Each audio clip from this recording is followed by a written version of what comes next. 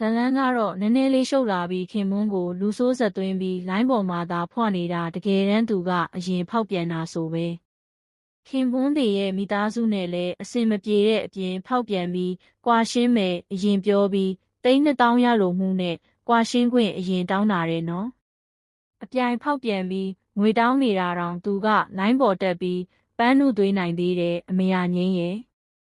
သူကဘီယူတီဘလော့ဂါတယောက်ဖြစ်တာကြောင့်ဖန်များပြီးသူမှန်တယ်ပဲလူတွေကထင်နေကြတာပါတကယ်တမ်းကျအချစ်မပါပဲအိမ်အောင်ပြုတ်ခဲ့ပြီး3,000ကိုရယူချင်တာပါတစ်ဖက်ကလည်းမိဘလက်ထက်ကချမ်းသာတဲ့အရာတွေမို့လို့ဒါဟာမတရားတောင်းဆိုမှုပဲလို့တုံ့ပြန်ထားပါတယ်ဥပဒေအကြောင်းအရသူတို့အိမ်အောင်ကြပြီးရရှိလာတဲ့အကျိုးမြတ်ကိုပဲခွဲဝေယူရမှာဖြစ်ပါတယ်ဒါပေမဲ့အေးငိမ့်ဆွေကတော့3,000မရလို့မြို့နယ်အဆင့်ဆင့်ခရိုင်အဆင့်ဆင့်ထိရောက်တိုင်ပြီးတရားစွဲဆိုထားပါတယ်